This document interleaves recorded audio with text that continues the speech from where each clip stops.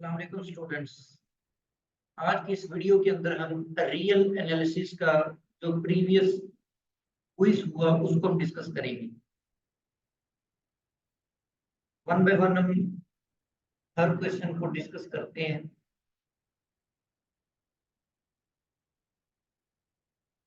जी, question number 1 है, for the function f of x y is equal to x raised to power 4 plus y raised to power 4 minus 4xy plus 1, which of the following is a critical point?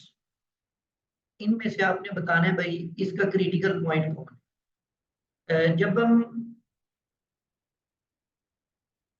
जब हमारे पास इस तरह का function होता है, जो FSc में हमने वन वेरिएबल वाले फंक्शंस पढ़े थे, जिसमें इंडिपेंडेंट वेरिएबल जो होता है वो वन होता है, तो उसमें क्रिटिकल पॉइंट ये था कि अगर आपके पास ऐसा पॉइंट जहां पर डेरिवेटिव जीरो आ जाए अ, या फिर डेरिवेटिव एग्जिस्ट ना करे, तो बिल्कुल यही डेफिनेशन मल्टी वेरिएबल कैलकुलस के अंदर भी है। बट यहाँ पर चूंकि वेरिएबल इंडिपेंडेंट वेरिएबल है, तो आपने दोनों के लिहाज से डेरिवेटिव लेकर वहां से जो कंडीशंस मिलेगी वहां से आपने पॉइंट्स बनाने हैं कि कौन कौन से क्रिटिकल पॉइंट्स हैं। जी, यहाँ पर ऑप्शन डी जो है ये करेक्ट ऑप्शन है। तो ये ऑप्शन किस तरह से आई, मतलब ये तीनों ही क्रिटिकल पॉइंट्स पॉइंट्स हैं। ये भी क्रिटिकल पॉइंट है, बी वाला भी और सी वाला, तीनों क्रिटिकल पॉइंट्स हैं। तो कैसे इनको कैलकुलेट करेंगे, ये फंक्शन हमें दिया हुआ है, गिवन फंक्शन है हमारे पास, और इसका with respect to x derivative लिया, उसके बाद हमने इसका with respect to y derivative लिया, और जिस तरह से यहाँ पर था कि डेरिवेटिव टू को इक्वल टू जीरो लेकर आपने सिंप्लीफाई करना होता है, वहां से वैल्यू कैलकुलेट करनी होती है। तो क्रिटिकल वैल्यूज फाइंड आउट करने के लिए हमने दोनों डेरिवेटिव्स को इक्वल टू जीरो ले लिया। तो अब वैल्यूज इसके अंदर पुट करेंगे तो हमारे पास ये टू इक्वेशंस आ जाएंगी। तो इनमें से अब आपने एक्स और वाई की वैल्यूज कैलकुलेट करनी है। इन दोनों इक्वेशंस में से फर्स्ट इक्वेशन को हम वन का नाम दे देते हैं, सेकंड इक्वेशन को टू का नाम दिया। तो फिर इक्वेशन वन में से जो y की वैल्यू है एक्स क्यूब, वो हम सेकंड इक्वेशन में y की जगह पर पुट कर देते हैं, तो हमारे पास आ जाता है जी x raise to power 9 is equal to x। इसको सिंप्लीफाई करके यहाँ से x की इक्वेशन निकालते हैं, x की वैल्यू निकालते हैं। तो एक तो x की वैल्यू जीरो आ गई। नेक्स्ट हमारे पास एक 8 डिग्री इक्वेशन आ गई है, इसको सॉल्व करते हैं। तो x raise to power 8 minus 1 is equal to 0 को सिंप्लीफाई करके यूं राइट कर सकते हैं। यहाँ पर हमारे पास दो इक्वेशंस आ जाएंगी जब इनको अलग-अलग जीरो के बराबर लें। तो मजीद x raise to power 4 plus 1 is equal to 0, यहाँ से हमें कॉम्प्लेक्स रूट्स मिलेंगी। तो सेकंड जो इक्वेशन है x raise to power 4 minus 1, इसको हम सॉल्व करते हैं। इसकी मजीद आप फैक्टराइजेशन करेंगे तो यहाँ से आपको फिर दो इक्वेशंस मिल जाएंगी, x square minus 1 is equal to 0 और x square plus 1 is equal to 0। अब यहाँ पर ये जो प्लस वाली इक्वेशन है ये हमें कॉम्प्लेक्स रूट्स देगी, तो माइनस वाली को मजीद फैक्टराइज करके वहां से x की दो वैल्यूज निकाल लेते हैं, x is equal to 1 and x is equal to minus 1। जी, अब चूंकि y भी आपने कैलकुलेट करना है, तो वो जो इक्वेशन 1 थी उसके अंदर आप x की वैल्यूज पुट करके वहां से y की वैल्यू, तो ये हमारे पास टोटल थ्री क्रिटिकल पॉइंट्स आ गए, 0 0 1 1 और माइनस 1। तो इस केस में डी ऑप्शन जो है ये करेक्ट है। तो ये मल्टी वेरिएबल कैलकुलस के अंदर क्रिटिकल पॉइंट फाइंड करने का ये तरीकेकार होगा कि जितने उसमें इंडिपेंडेंट वेरिएबल्स हैं उस लिहाज से आपने उस फंक्शन के डेरिवेटिव्स लेने हैं, वहां से जो इक्वेशंस बनेंगी उनको आपस में सॉल्व करके वहां से आपने एक्स और वाई की वैल्यूज कैलकुलेट करनी है।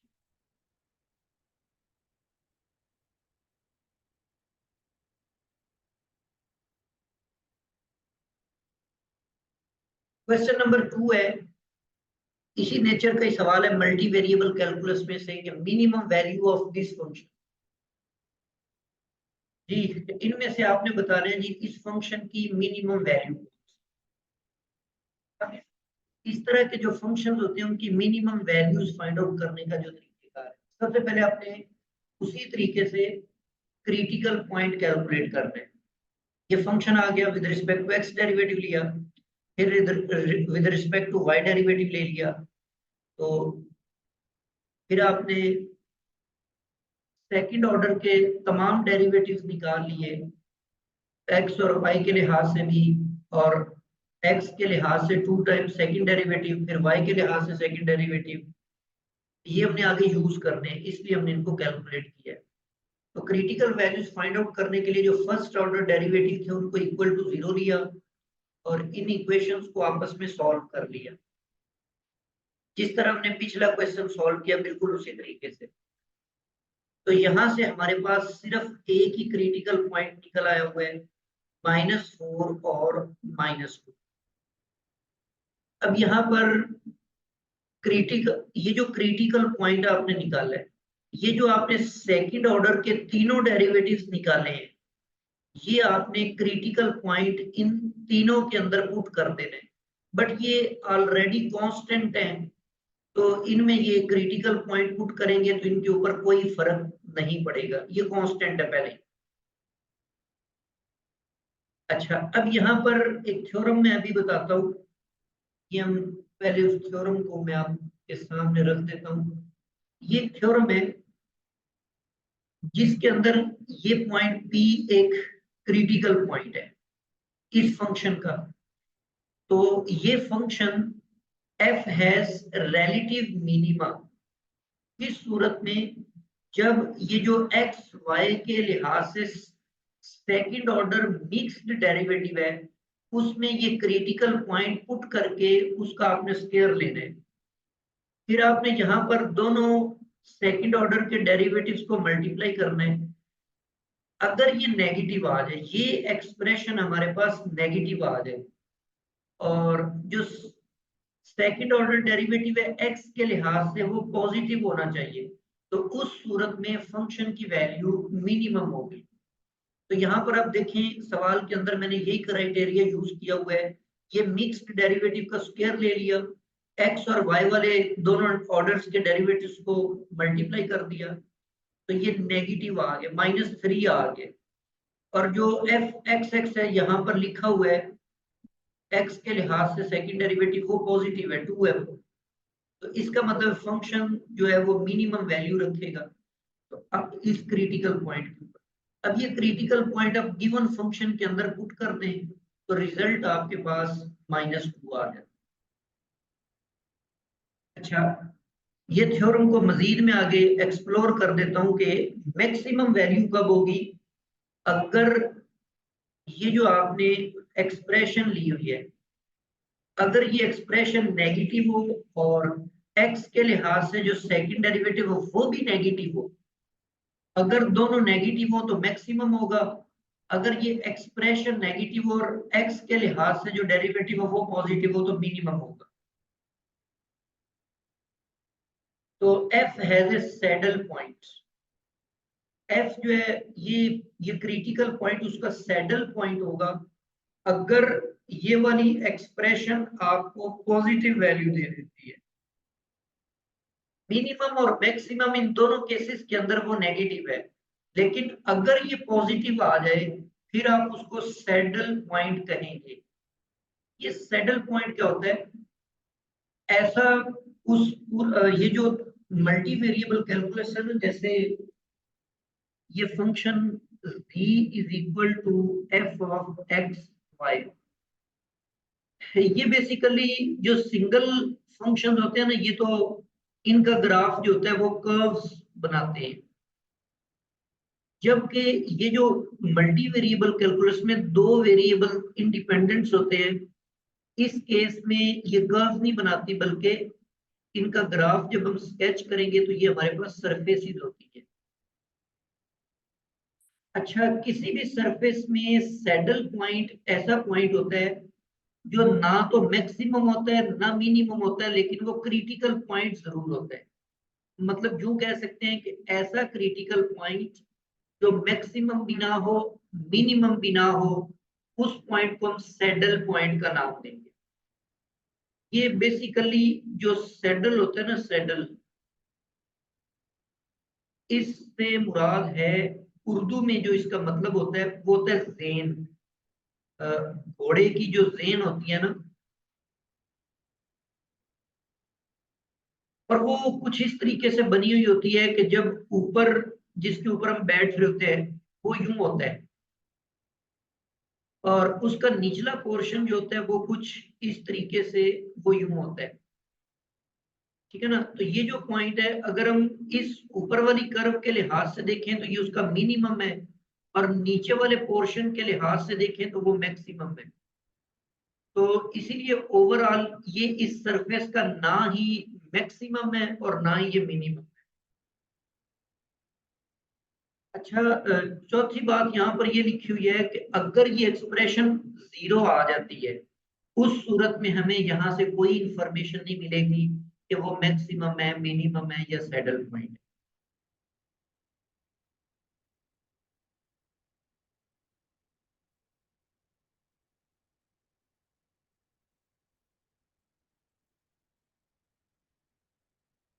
Question number 3 है, Young's theorem states that if fx and fy exist in some neighborhood of AB, open interval AB, and both are differentiable, दोनों फर्स्ट डेरिवेटिव भी और सेकंड डेरिवेटिव भी, ये दोनों डिफरेंशिएबल हो उसी ओपन इंटरवल के ऊपर, तो फिर इनमें से आपने बतानी है भाई कौन सी करेक्ट ऑप्शन है।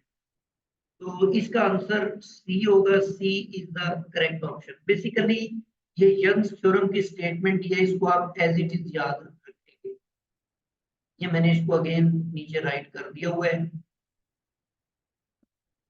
हाँ, ये यंग्स थ्योरम है कि if f x and f y exist in some neighborhood of this open interval AB and both are differentiable on this open interval AB, then these both mixed derivatives are equal.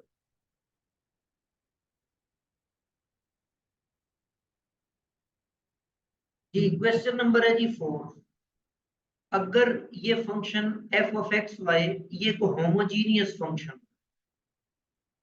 Homogeneous function की definition ये थी कि अगर आप x को replace कर देते हैं लेम्डा x के साथ और y को रिप्लेस कर देते हैं लेम्डा y के साथ, तो यहाँ पर this is equal to lambda raise to power n f of x y. This is the definition of homogeneous function. अच्छा, यूं भी कह सकते हैं और यूं भी कह सकते हैं कि ऐसा फंक्शन जिसमें सारी की सारी टर्म्स की डिग्री सेम हो। जैसे मिसाल के तौर पे एक्स स्क्वायर है प्लस 5xy है प्लस वाई स्क्वायर है, ये होमोजीनियस फंक्शन है। बट इसमें ट्रिग्नोमेट्रिक फंक्शंस भी इन्वॉल्व हो जाते हैं, इस तरह की और चीजें भी आ जाती हैं, ट्रांसेंडेंटल फंक्शन भी आ जाते हैं। इसीलिए ये डेफिनेशन इसकी एग्जैक्ट डेफिनेशन है जी। होमोजीनियस फंक्शन जिसकी डिग्री n है, उसके लिए आपने बताना है भाई इन चारों में से कौन सी ऑप्शन करेक्ट है। तो इसकी जो सेकंड ऑप्शन है, b option, this is correct. Basically this is statement of Euler function, sorry Euler's theorem. तो आइलर थ्योरम को हम यूं स्टेट करते हैं कि if f of x y is a homogeneous function of degree n, then x partial f over partial x plus y partial f over partial x is equal to n into f of x y। तो ये Euler's theorem की statement है, इसको भी आप as it is याद कर लें जी। नेक्स्ट हमारे पास क्वेश्चन नंबर 5 है कि for this function which of the following derivative does not exist at x is equal to, first derivative exist नहीं करेगा, सेकंड नहीं करेगा, थर्ड नहीं करेगा, या इनमें से कोई नहीं, या ये सारे नहीं करेंगे। तो ऑप्शन सी जो है ये यहाँ पर करेक्ट है, थर्ड ऑर्डर डेरिवेटिव जीरो पर एग्जिस्ट करता है। जैसे ये मॉड एक्स क्यूब को अगर हम ओपन करें तो पॉजिटिव वैल्यूज के लिए ये एक्स क्यूब होगा और नेगेटिव के लिए माइनस एक्स क्यूब होगा और जीरो पर ये जीरो होगा। अब अगर आप इनके डेरिवेटिव्स ले लेते हैं तो F prime of x first derivative बनेगा एक्स क्यूब का 3x² और जीरो का डेरिवेटिव जीरो ही होता है और माइनस एक्स क्यूब का -3x² होगा। इसी तरह अगर हम सेकंड डेरिवेटिव लेते हैं तो ये 6x आएगा और ये -6x आएगा। अब यहाँ पर ये इसकी वैल्यू तो यहाँ पर दिखाया हुआ जीरो है, लेकिन आपको ये याद भी होना चाहिए कि अगर हम लेफ्ट हैंड डेरिवेटिव लेते हैं तो इसके लेफ्ट हैंड डेरिवेटिव के लिए आपने इस ऊपर वाले फंक्शन में x को जीरो पुट करना है तो आपको जीरो ही मिलेगा। और सॉरी राइट के लिए, लेफ्ट के लिए ये नीचे वाले फंक्शन में जब हम मतलब लेफ्ट हैंड लिमिट और राइट हैंड लिमिट का कंसेप्ट यहाँ पर यूज करें तो रिजल्ट हमें जीरो ही मिलना है। और इसी तरह सेकंड डेरिवेटिव में ये 6x आया हुआ है तो इसको भी अगर हम x को जीरो पुट कर दें तो ये जीरो हो जाएगा। इसमें भी x मौजूद है, इसमें भी जीरो पुट कर दें तो ये जीरो होगा। तो इसका मतलब है कि यहाँ पर f प्राइम ऑफ जीरो जो है वो भी जीरो आ रहा है, एग्जिस्ट कर रहा है। और f प्राइम ऑफ जीरो जो है ये भी आपके पास डबल प्राइम सेकंड डेरिवेटिव भी जीरो आ रहा है। लेकिन जब हम थर्ड डेरिवेटिव कैलकुलेट करते हैं तो यहाँ पर 6 आ जाता है जी कांस्टेंट, ये भी आपके पास -6। तो इसकी एग्जैक्ट वैल्यू तो जीरो है लेकिन इसकी लेफ्ट और राइट हैंड लिमिट्स में वो एग्जिस्ट नहीं करती। मतलब इसमें से लेफ्ट हैंड डेरिवेटिव लेंगे तो -6 आएगा, राइट हैंड डेरिवेटिव लेंगे तो वो 6 आएगा। तो इसका मतलब है कि ये दोनों आपस में बराबर नहीं है, तो थर्ड डेरिवेटिव जो है वो जीरो पर एग्जिस्ट नहीं करेगा।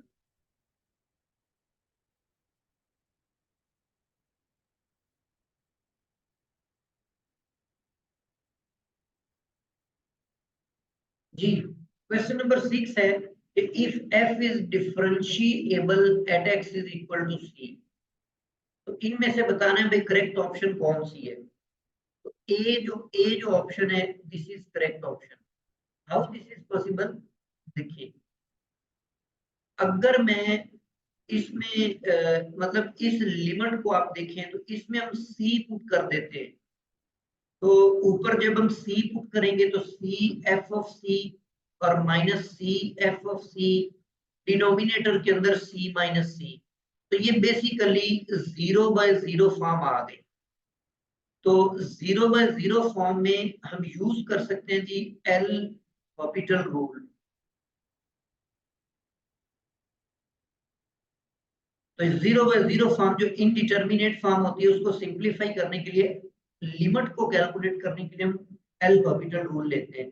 इसके अकॉर्डिंग आपने न्यूमिनेटर का भी डेरिवेटिव लिया और डिनोमिनेटर का भी डेरिवेटिव लिया। इस पर तो प्रोडक्ट रूल लगा के इसका डेरिवेटिव आ जाएगा ये वाला, और ये बेसिकली कांस्टेंट है, डेरिवेटिव हम x के लिहाज से ले रहे हैं, ये जीरो हो जाएगा। नीचे x का डेरिवेटिव 1 हो गया और c का 0 हो गया। इसमें आप c पुट कर देते हैं तो ये आपके पास इसका रिजल्ट आ जाता है लिमिट पुट करने के बाद।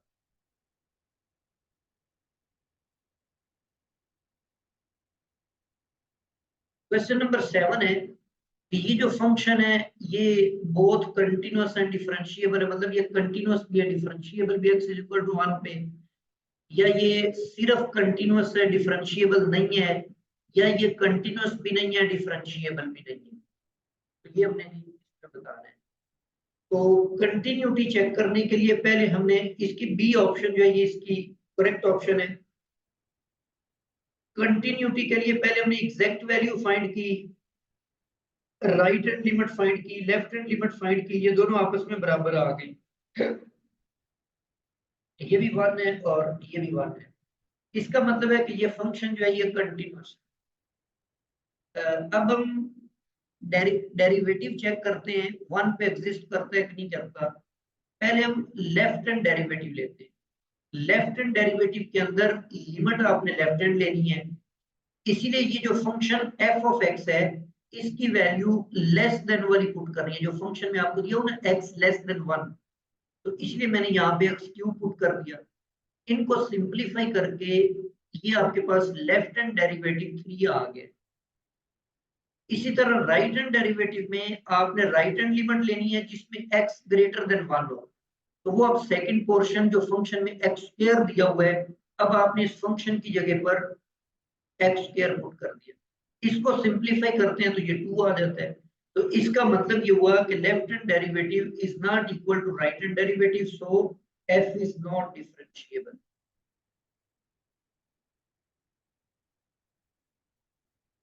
नेक्स्ट हमारे पास है जी function f of x is equal to 1 over x। तो ये हमने बताना है भाई both continuous and uniform continuous on this interval, और या फिर कंटिन्यूअस है यूनिफॉर्मली कंटिन्यूअस नहीं है, या फिर ना ही कंटिन्यूअस है ना ही यूनिफॉर्मली कंटिन्यूअस। अच्छा, अब हमें ये पता है कि जो होते हैं ना रैशनल फंक्शंस के लिए ये होता है कि वो अपनी डोमेन के ऊपर कंटिन्यूअस होते हैं। अब ये जो f ऑफ x है 1 ओवर x, इसकी जो डोमेन है वो सारे का सारा रियल नंबर है एक्सेप्ट 0। इसका मतलब है कि ये 0 पर कंटिन्यूअस नहीं है, बाकी हर पॉइंट के ऊपर ये कंटिन्यूअस है। तो इसका मतलब है कि हमें जो इंटरवल दिया हुआ है उसमें 0 शामिल नहीं है, 0 ये वाला इंटरवल है। तो इसका मतलब है ये फंक्शन कंटिन्यूअस तो होगा इस इंटरवल के ऊपर। अब यूनिफॉर्म कंटिन्यूटी को चेक करने के लिए एक आसान सा कुरिया है कि जो फंक्शन आपको दिया हुआ है ना उसके ग्राफ के ऊपर भी आप थोड़ा सा फोकस कर लें। मैं भी इसका ग्राफ बनाता हूं आपके सामने।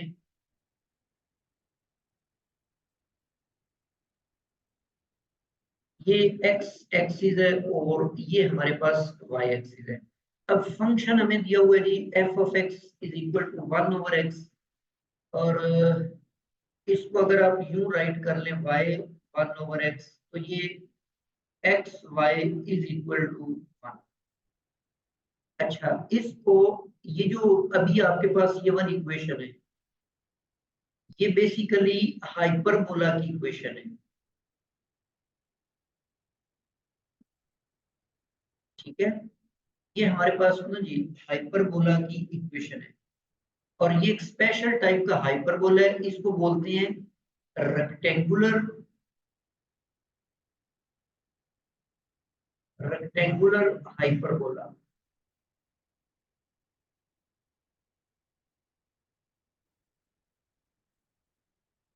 अच्छा जी, दूसरी बात यहाँ पर ये है कि इसका जब हम ग्राफ बनाते हैं रेक्टेंगुलर हाइपरबोला, इसका ग्राफ भी यहां से कुछ यूं बनता है।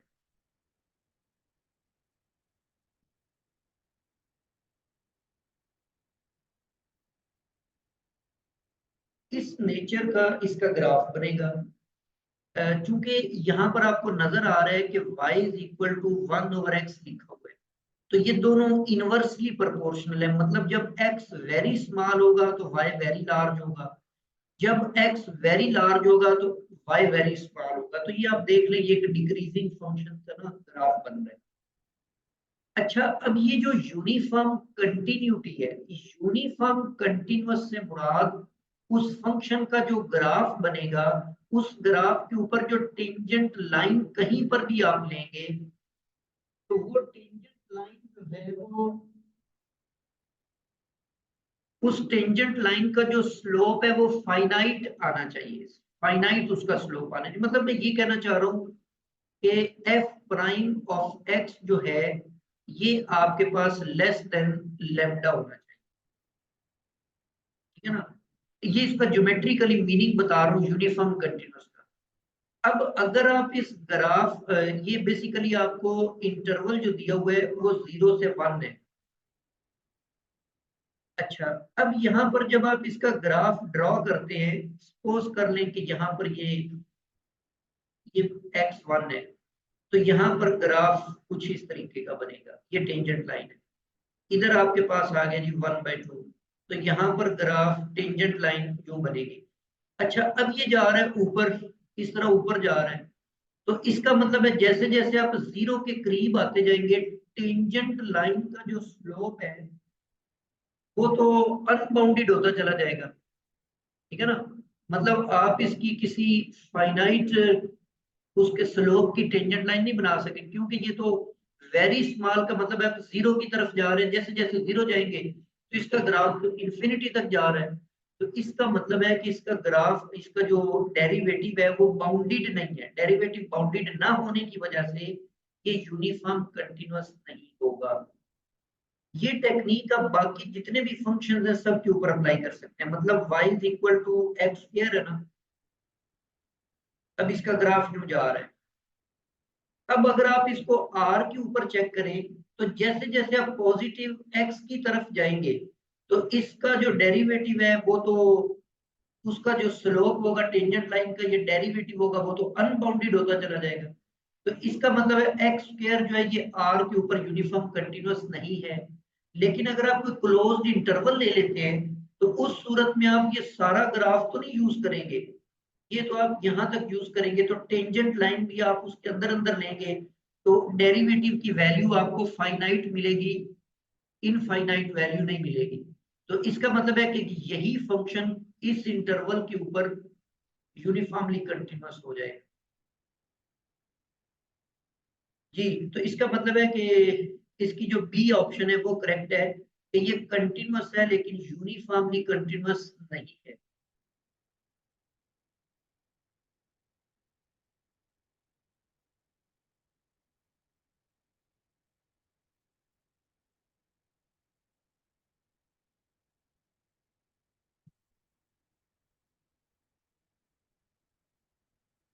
जी, नेक्स्ट हमारे पास क्वेश्चन नंबर 9 है कि अगर एफ कंटिन्यूअस है किसी पॉइंट सी के ऊपर तो इसकी मॉडुलस वैल्यू भी उसी पॉइंट पर कंटिन्यूअस होगी।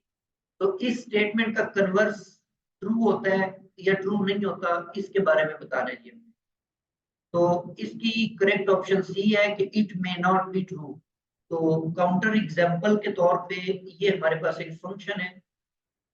तो f of x is equal to x mod over x. ये बेसिकली सिग्नम फंक्शन है।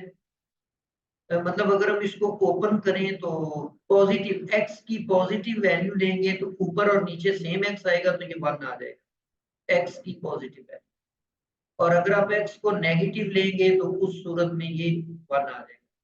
तो अब अगर आप इसकी मॉडुलस वैल्यू लेते हैं F of x mod over x mod, तो ये तो हमारे पास 1 आ जाएगा, विच इज कांस्टेंट फंक्शन। ये फंक्शन जो है ये कांस्टेंट है और कांस्टेंट फंक्शन एवरीवेयर कंटीन्यूअस होता है।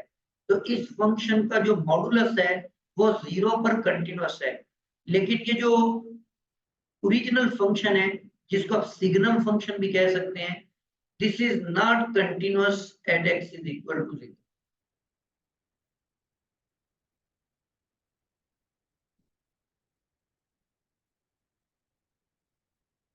जी, नेक्स्ट हमारे पास है जी question number 10। Consider this sequence then limit of this sequence. तो अच्छा, इसमें एक बात याद रखें कि जब भी आपने किसी भी सीक्वेंस है, मिसाल के तौर पे एक्स है और उसकी लिमिट एल है, तो जब आप उस सीक्वेंस के अंदर कोई चीज, कोई टर्म का इजाफा करें या उसमें से कोई टर्म निकाल लें, मतलब इससे जो अगली टर्म आप लेंगे उसकी लिमिट भी एल होगी। और अगर आप उससे पिछली रकम लेते हैं, मतलब एक्स एन माइनस वन, उसकी भी सेम लिमिट एल होगी। मैं आपको मिसाल देता हूँ, जैसे एक्स एन हमारे पास है 1/n, ये अप्रोच कर रहा है जी 0 को। इसी तरह n प्लस वन अगर आप कर दें 1/n+1, ये भी अप्रोच करेगा 0 को।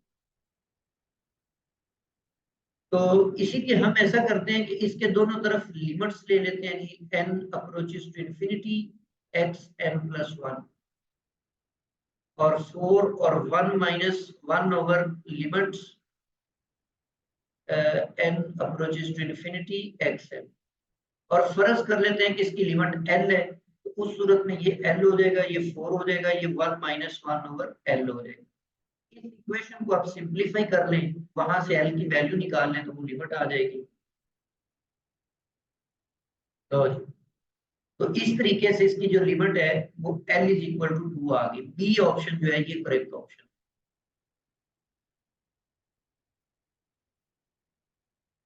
क्वेश्चन नंबर है जी 11। इस सीक्वेंस की आपने लिमिट निकाली, यहाँ पे बेसिकली x नहीं है n है यहाँ पे। अच्छा, अब आप ऊपर वाले जो सीक्वेंस है उसको थोड़ा सा गौर करें। 1+3+5 अप टू सो ऑन, आपने nth टर्म तक जाना है भाई। तो ये तो बेसिकली अरिथमेटिक सीक्वेंस है, अरिथमेटिक प्रोग्रेशन है, और इसके अंदर जो फर्स्ट टर्म है वो आपके पास 1 है और जो कॉमन डिफरेंस है वो हमारे पास 2। तो इसका सम का कुलिया अगर हम इस्तेमाल करते हैं तो वो n/2 होता है, 2a1 प्लस n-1 और d। ठीक है, ये कुलिया आप इस्तेमाल करें तो एस एन की वैल्यू यहाँ पर आ जाएगी n/2 और ये 2 आ जाएगा, और n-1 कॉमन डिफरेंस 2 है। इस 2 को कॉमन लेकर आप नीचे कट कर देंगे तो ये बन जाएगा भाई n/1 प्लस n-1। ये दोनों कैंसिल आउट हो जाएंगे तो एस एन हमारे पास n² आ जाएगा। तो इसीलिए इस लिमिट को आप यूं लिख सकते हैं, n अप्रोचेस टू इंफिनिटी, ऊपर भी n² है नीचे भी n² है, तो ये 1 इसका रिजल्ट आ जाएगा। A option is the correct.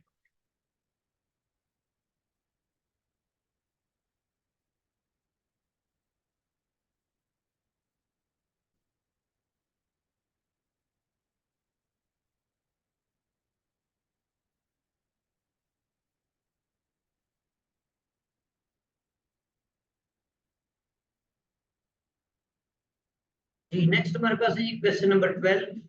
X हमारे पास एक रियल नंबर है और ये लेस देन 1 है, और p ग्रेटर देन q है, और ये दोनों पॉजिटिव है, ये दोनों रैशनल नंबर है।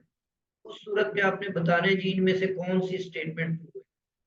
बेसिकली ये एक थ्योरम है, ए ऑप्शन जो है ये इसकी करेक्ट ऑप्शन है।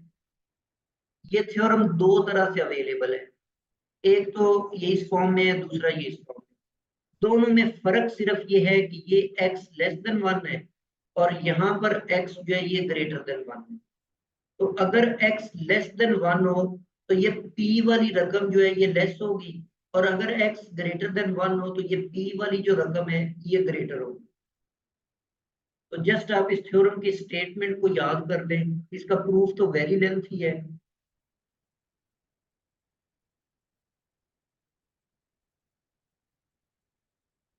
जी नेक्स्ट हमारे पास है जी question number 13। Which of the following is true. इस तरह का कोई मर्जी सवाल आ जाए, उसको करने का तरीका ये होगा कि आपने कोई एग्जांपल लेनी है और एग्जांपल लेकर उसमें से आपने इनफिमम और सुप्रीमम और उनके ऊपर ये चीजें लागू करके देखनी है कि भाई ये कहाँ पर दुरुस्त साबित होता है। तो इसकी बेसिकली जो ऑप्शन बी है ये करेक्ट है। एग्जांपल मैंने इसकी ली जी, एक सेट ले लिया जिसमें 5 एलिमेंट्स हैं, इसका नेगेटिव हम लेंगे तो अब अगर आप ए का इनफिमम लें तो वो 1 है, और -a का सुप्रीमम ले तो ये -1 है, तो ये दोनों आपस में बराबर नहीं है, वो 1 है ये -1 है। तो फर्स्ट ऑप्शन जो है ये तो ट्रू हो नहीं सकती, और बेसिकली यहाँ पर a पॉजिटिव था और यहाँ पर भी पॉजिटिव है, तो ये भी रॉन्ग होगा, क्योंकि अगर हम a का सुप्रीमम लें तो वो 5 है, a का जो इनफिमम है वो 1 है, और a का सुप्रीमम 5 है। तो ये तो दोनों एक दूसरे के ना ही बराबर है ना एक दूसरे के नेगेटिव के बराबर। तो इसीलिए बी ऑप्शन जो है ये हमारे पास करेक्ट ऑप्शन।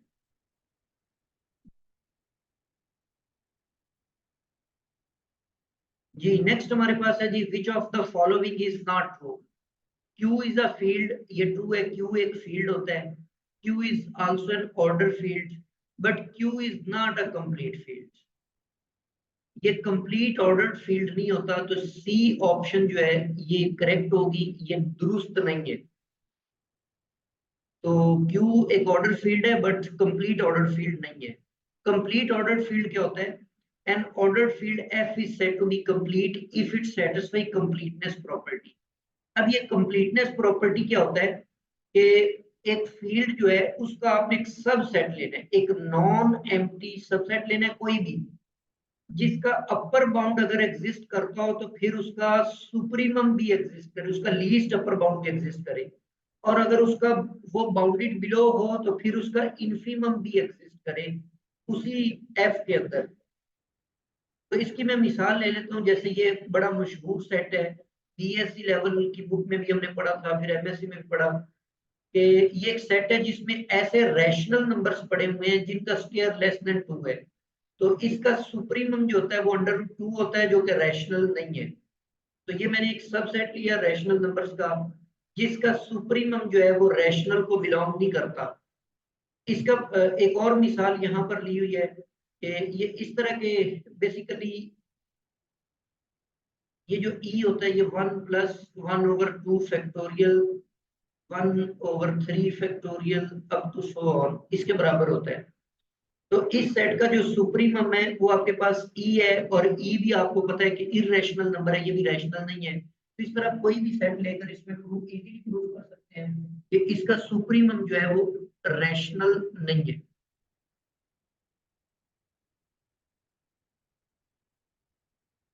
जी नेक्स्ट हमारे पास क्वेश्चन नंबर 15 है, x + y का मॉड और x - y का मॉड ये इसमें इक्वालिटी होल्ड करेगी अगर इनमें से कौन सी ऑप्शन ट्रू है।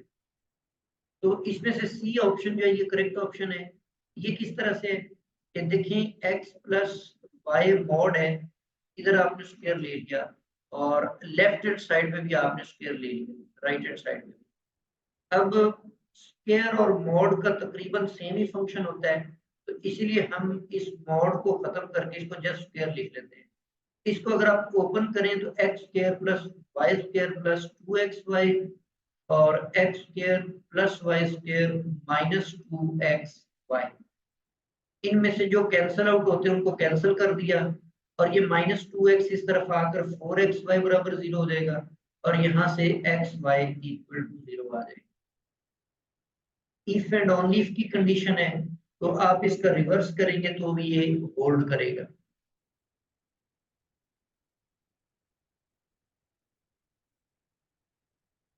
जी नेक्स्ट हमारे पास क्वेश्चन नंबर 16 है कि विच of the following function is 1 1, signum function, bracket function और मॉड एक्स। तो इनमें से कोई फंक्शन भी 1 1 है। इसके लिए हम 1 1 फंक्शन के लिए हम हॉरिजॉन्टल लाइन टेस्ट यूज करते हैं। अगर किसी रिलेशन को चेक करना हो कि वो फंक्शन है तो उसके लिए वर्टिकल लाइन टेस्ट होता है, और अगर किसी को 1 1 चेक करना हो तो उसके लिए हॉरिजॉन्टल लाइन टेस्ट होता है। अच्छा, ये हमारी मीटिंग में ना 1 मिनट बाकी है, तो ये भी ऑफ हो जाएगी। आपने दोबारा उसी लिंक के ऊपर क्लिक करके इसको ज्वाइन कर लेना। अच्छा, जैसे अब हमारे पास है ना जी मॉड फंक्शन,